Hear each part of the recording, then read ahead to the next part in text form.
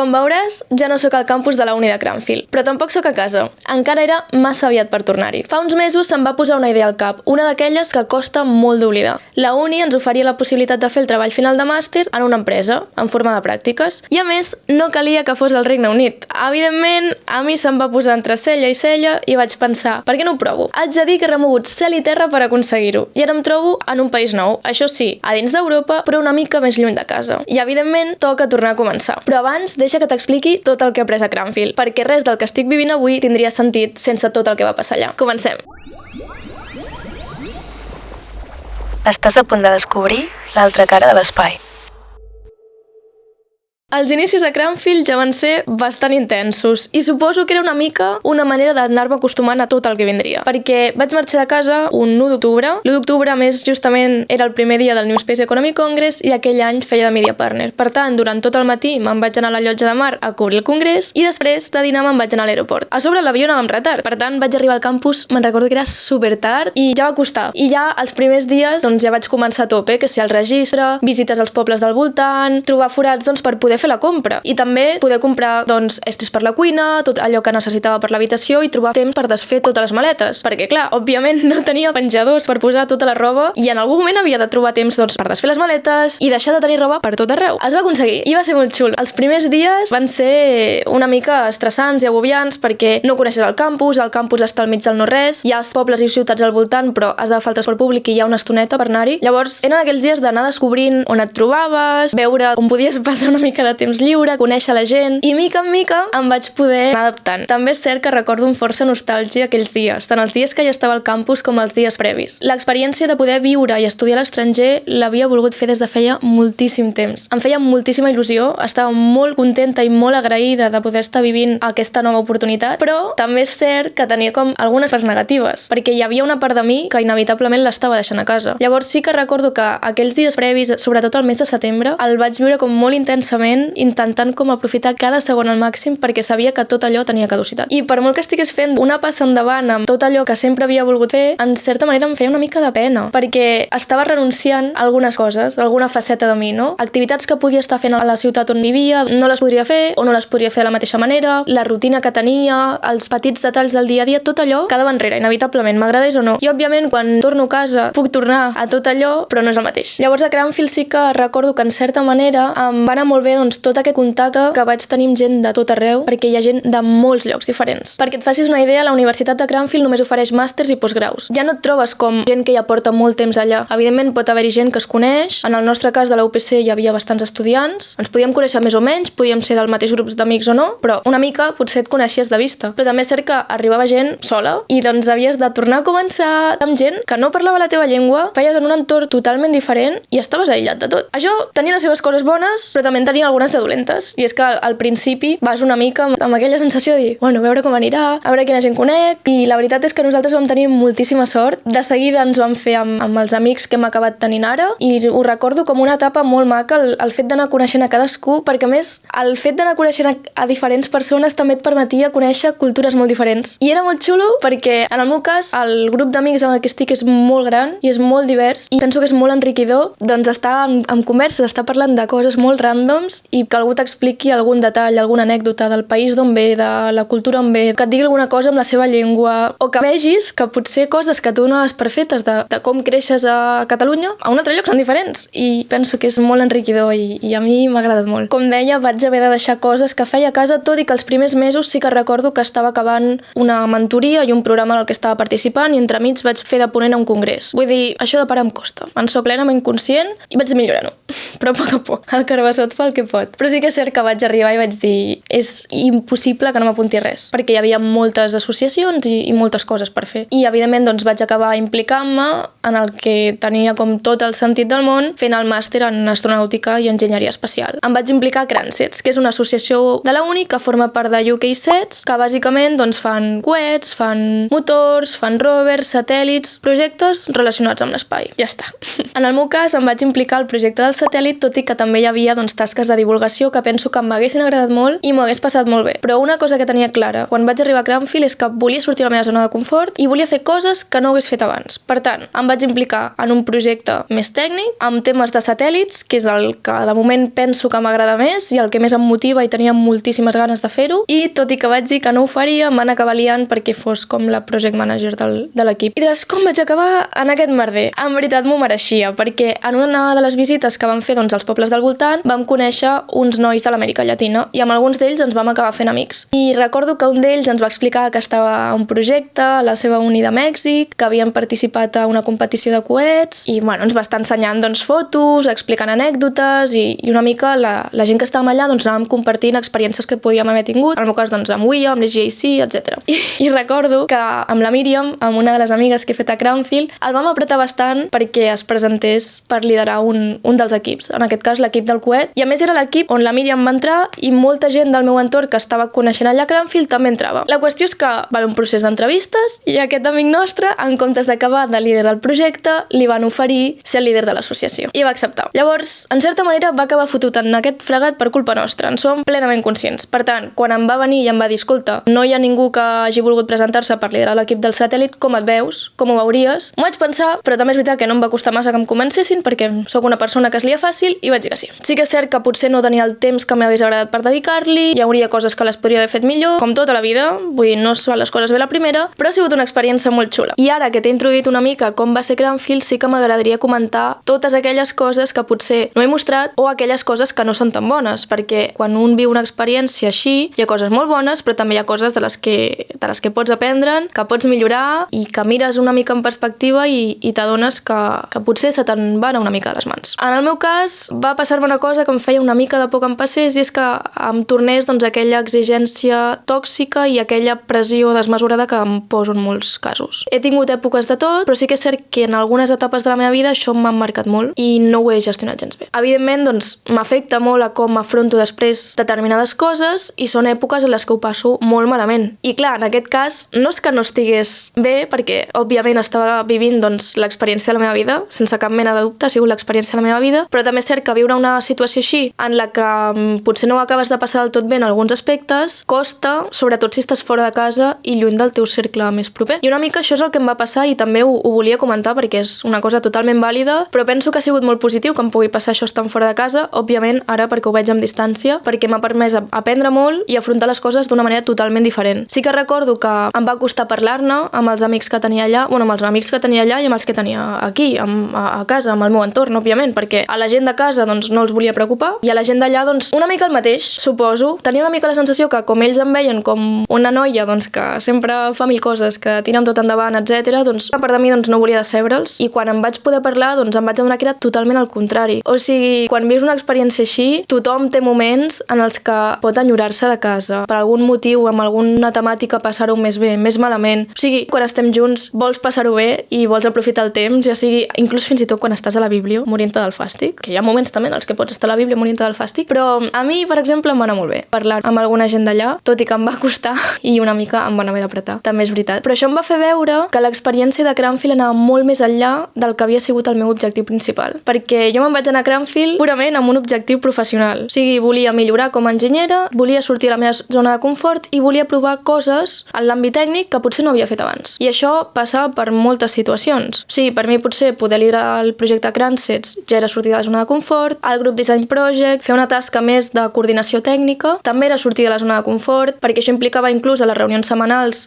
sortir a parlar molt més, haver de dirigir molt més a la gent, però en certa manera sí que acaba sent com la cara més visible i la que havia de tirar més del carro. Això no em suposava un problema, però potser els primers dies sí que ho passava malament quan havia d'anar presentant. Els primers dies sí que em preparava més, les xerrades que podia fer, les presentacions que feia, el que diria, com ho faria, com ho enfocaria, aquí fes això, aquí fes l'altre, i amb el temps em vaig deixar anar molt més, i aquesta era la idea, no? Deixar-me anar, no tenir potser tanta por a dir el que pensava, no? Al final era com no censurar-me tant a mi mateixa o confiar més en el que podia fer. Això m'ha costat veure, però he vist que me'n puc sortir de moltes situacions. I com deia, més enllà de tot això, que òbviament he après moltíssim i m'ha ajudat moltíssim, em vaig adonar que una de les coses més importants quan te'n vas a viure una experiència a l'estranger així és amb qui vius l'experiència. Penso que he tingut moltíssima sort. He fet un grup d'amics molt maco, gent que estimo moltíssim. Alguns de nosaltres hem hagut de marxar del campus aquest últim mes i ha costat costat. I si això ens ha costat és perquè hem viscut moltes coses junts i alhora perquè el fet de viure dins d'un campus que estava allunyat de tot també et fa viure l'experiència diferent. I dic això perquè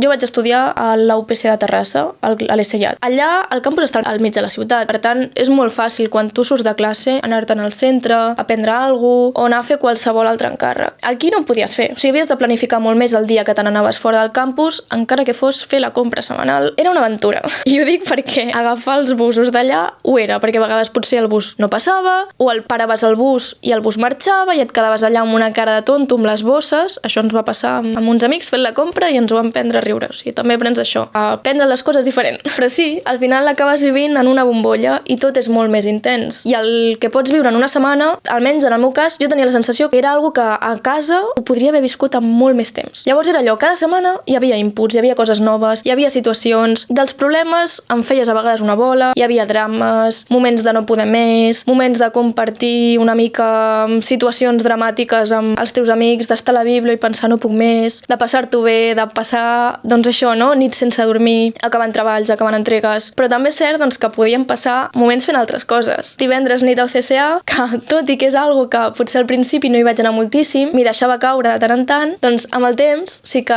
li vaig agafar una mica més el gust i vaig anar molt més sovint. I recordo que els últims 2 mesos que vaig estar al campus hi vaig anar molt més que potser la primera etapa a Cranfield, no? Abans de Nadal. Després ens va donar doncs, per començar a veure les pel·lis de Star Wars amb tota la colla, vam anar a algun congrés, algun esdeveniment junts, anàvem a, jo què sé, a jugar a bitlles, havíem anat al cine... O sigui, hem anat fent cosetes, sopars, una mica per sortir una mica de la rutina. I penso que el fet de fer tot això, o inclús celebrar aniversaris, doncs al final poder compartir tots aquests moments junts amb gent que es trobava en la mateixa situació que tu, perquè estaven també doncs, a un país nou, sols, sense el seu cercle més íntim, més proper, doncs feia que fessis molta més pinya. I això ha sigut molt maco i m'atreveixo a dir que és una de les millors experiències que he tingut la sort de poder viure i estic molt agraïda. Evidentment, com hauràs vist per Instagram, perquè n'he parlat una mica, Cranfield també ha estat marcada pel Group Design Project. El Group Design Project és un treball que hem fet que consistia en dissenyar una missió espacial durant diversos mesos. Va ser una de les decisions que em va portar a la uni de Cranfield i no una altra. I és un treball que vam començar a l'octubre i el vam acabar a l'abril. Ha sigut molt xulo, ha sigut una experiència curiosa i molt enriquidora. Hem pogut aprendre moltíssim, però també hi ha hagut moments molt estressants en els que hem patit molt. M'explico. Cada dimarts teníem la reunió d'equip amb els supervisors i hi ha hagut moments en els que anàvem cagats. Moments que anàvem cagats, moments que veies que no arribaves amb les coses que volies tenir per aquella setmana, doncs això, alguns dies que t'havies de quedar a la Bíblia i anaves a la reunió havent dormit menys del que hauries dormit, per després veure que potser no era suficient, o tu creies que no era suficient, que no ho estaves fent prou bé, i de no saber desconnectar massa, perquè amb alguns amics de tant en tant fèiem sopars. Érem unes 6 persones. I va coincidir que d'aquestes 6 persones, 3 érem del mateix Group Design Project, anàvem al mateix equip. Això està bé, però hi havia moments que no trobàvem el límit entre saber parar i desconnectar i estar, doncs, això, sopant amb els nostres amics sense parlar de res que estigui relacionat ni amb l'espai ni amb el treball. De fet, un dels nostres amics no estava fent ni el mateix màster. Ell estava fent un màster de vehicles aeroespacials, que bàsicament és d'avions. I hi havia dies que ell estava fart de nosaltres i ens havia de dir: ei, pareu, o sigui, esteu ja ratllant-vos, sou molt pesats amb el tema, desconnecteu del GDP Group Design Project, acabo abans, és molt més ràpid de dir, parlem d'una altra cosa, fem una altra cosa, si us plau. Ho aconseguíem? A vegades. De fet, vam fer així com un amic invisible molt més tard i molts regals de l'amic invisible també van estar lligats al Group Design Project. Per tant, es va fer el que es va poder. Però més, hi ha una cosa que volia comentar i és que quan vam començar el treball a l'octubre, un dels nostres supervisors ens va dir que si sortia un treball decent, tindríem l'oportunitat de presentar un abstract a l'IAC i provar sort, a veure si ens acceptaven. Llavors, què és un abstract i què és l'IAC? De manera supergeneral, així a grans trets. Un abstract és com el text previ que fas abans d'escriure un paper en el que expliques en què consisteix la recerca que estàs fent. Llavors planteges la problemàtica que hi ha, no? Una mica quina és la situació actual en aquell àmbit, la metodologia que has seguit doncs, per desenvolupar aquesta proposta, presentes així la proposta a grans trets i una mica quines conclusions en pots extreure. Òbviament és algo superpreliminar i que quan tu ja redactes aquest article científic pot haver coses que canvien i que poleixes. I d'altra banda, l'IAC és l'International Astronautical Congress, que és un congrés de temàtica espacial, un dels més importants que cada any es fa a una ciutat diferent. Per nosaltres, que som estudiants joves professionals, el simple fet que se'ns plantegés ja aquesta oportunitat de dir: ei, si feu bona feina, podeu provar sort a veure si us accepten aquest treball, ja va ser una cosa com que va fer una mica de respecte, però que alhora ens feia molta molta il·lusió i recordo que inclús feien moltes bromes de dir ostres, t'imagines que ens agafen? Perquè clar, l'any passat sí que és cert que es va fer a Itàlia, però és que aquest any es fa a Austràlia. O sigui, com a estudiants, que a sobre ens encanta i ens apassiona el que estem fent per sort, poder anar a un país que està a l'altra punta del món, literalment, ostres, era una cosa una mica forta.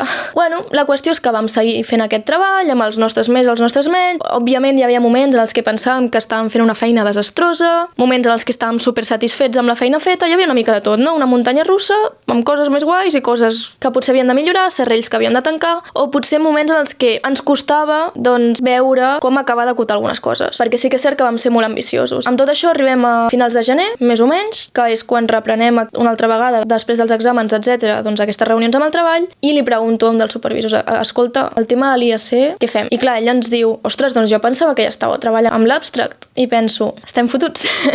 No hi estàvem treballant, però pel simple fet que creiem que no estàvem fent una feina suficientment bona per provar sort i mirar a veure si ens l'acceptaven. Li vaig comentar al supervisor i evidentment se'm va quedar mirant encara de dir, ostres, confieu una mica més en vosaltres, que ho esteu fent bé, sou estudiants, òbviament heu d'aprendre, però esteu treballant molt. D'acord, doncs en poques setmanes, crec que van ser setmanes, plural, no n'estic segura, vam redactar aquest abstract i el vam enviar. Això va ser principis de febrer. No en vam saber res més fins a l'abril. A l'abril, quan portava unes 2 setmanes vivint aquí, vaig tornar al campus perquè presentàvem el treball davant de les empreses de la indústria. Sí, nosaltres ja havíem fet la presentació final avaluable davant dels profes de la uni i hi havia un altre dia on fèiem una presentació una mica diferent, cada a gent que ja es dedica a això. Per tant, com que havies de vendre, entre cometes, una mica més la idea que havies estat treballant, tenies uns pòsters i hi havia com una estona així de networking, etc. I crec que van ser 2 grups abans del nostre a presentar, perquè a més érem els últims. Li afegia així una mica més d'intensitat al dia i nervis. Un dels equips va dir que els havien acceptat l'abstract per l'IAC. I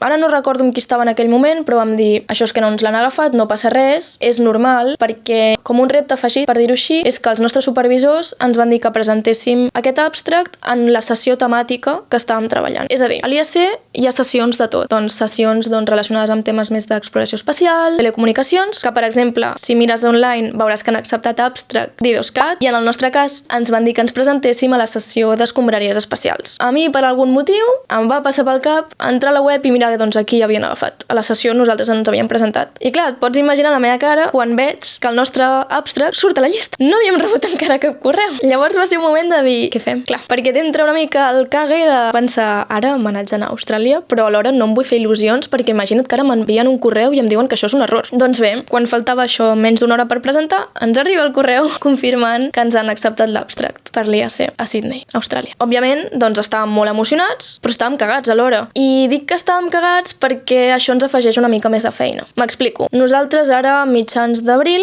hem començat el TFM, el treball final de màster. Comencem més tard que les universitats catalanes. I aquest treball l'entreguem a finals d'agost, principis de setembre, en funció de si el fem en pràctiques o el fem amb la universitat. Si el fem a pràctiques, doncs l'entreguem a principis de setembre. Tenim uns dies més extra, per dir-ho així. Clar, el fet d'anar a l'IAC també implica haver d'escriure aquest article científic. Per tant, més feina afegida, amb altres coses que puguem estar fent alhora. Però bé, hem acceptat, ara tenim aquest marron a sobre de dir, és una oportunitat molt heavy, estem molt contents i molt contentes, però ens ve molta feina a sobre i no només per haver de preparar aquest paper, sinó perquè a més hem de buscar beques per anar a l'IAC. Anar a Austràlia no és com anar aquí al costat de casa, és car, no tothom s'ho pot permetre, però per sort, amb congressos així sí que és cert que hi ha com moltes beques de diferents organitzacions. Encara que una beques també és la feina extra perquè no és només fer el tràmit, sinó que moltes vegades et demanen altres coses. Fer certs escrits, proposar certs projectes, a part del que ja aniràs a presentar allà, fer vídeos, si t'accepten potser anar a un congrés previ que ja l'IAC uns dies abans, per tant volar abans, són tota una sèrie de coses. La veritat és que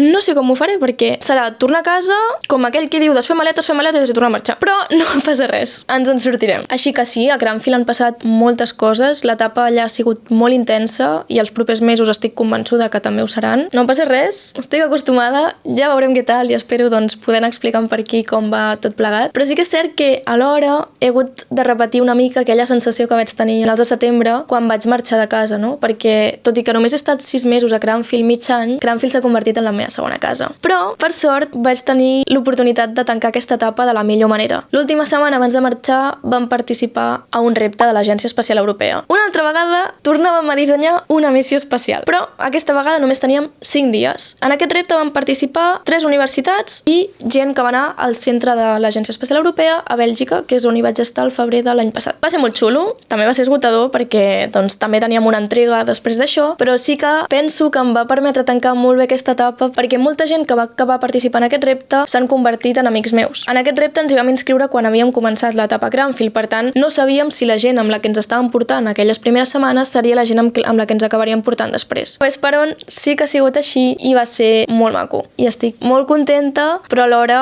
també em va despertar com molta nostàlgia, perquè era una altra vegada haver de fer les maletes i anar-me'n a un altre país, però és que aquesta vegada sí que no coneixia ningú per res. Sí que és cert que sense adonar-me'n massa he evolucionat molt. He après moltíssimes coses a Cranfield i penso que hi ha hagut situacions que he viscut ara aquests primers dies que no els hagués afrontat de la mateixa manera, perquè vaig arribar un diumenge aquí i el dilluns ja començava les meves pràctiques. No vaig tenir com aquest temps de poder explorar l'entorn i tenir com aquests dies de període d'adaptació, per dir-ho així. Però no me'n penedeixo per res. Les coses passen i ja està, i estic molt contenta perquè estic aprenent una mica a anar fluint i anar veient què faig. Per tant, sóc una persona diferent a la que era quan vaig marxar de casa? Totalment. És evident que experiències així et marquen moltíssim. Penso que ara començar de zero doncs, no em fa tant respecte. No me'n feia llavors, però és que ara no me n'ha fet gens. I m'hi vaig acostumant. I a més, doncs, ara tinc la sort de tenir amics de llocs molt diferents del món, no només d'Europa, d'haver pogut conèixer altres cultures, i espero també que quan les coses es calmin una mica doncs puguem anar-nos visitant entre nosaltres, perquè això és una altra cosa. L'experiència que hem viscut ha sigut única, i no només per tot el que hem viscut, sinó perquè no tornarem a estar tots vivint al mateix lloc alhora. Sí, tot i que hi hagi companys i companyes que són de llocs molt diferents, molta gent tampoc tornarà a casa. Llavors és molt probable que en el futur més pròxim o el futur llunyà tornem a coincidir a la mateixa ciutat, a la mateixa feina, o ens trobem treballant junts o juntes en un mateix projecte. Això és molt probable i també és una de les coses que més m'agrada del sector espacial, és que és un entorn molt internacional i és molt fàcil tornar-te a trobar amb gent que ja coneixes. De fet, ja m'ha passat en altres situacions, és molt curiós. Així que ara comença una nova aventura, toca començar de nou, toca emprendre aquest nou repte, i haig de dir que estic molt emocionada i molt contenta. Espero poder anar compartint per aquí doncs, una mica la meva experiència en aquest país nou. No podré compartir massa el que ja estic fent, evidentíssimament, perquè no depèn només de mi, però sí que és veritat que per mi ha sigut molt gratificant doncs, poder fer realitat un altre somni o fer una passa més enllà en la meva carrera professional, per dir-ho així. Per mi és apassionant, és una passada, estic gaudint moltíssim i sóc conscient que sóc molt afortunada. Així que res, ens veiem aviat!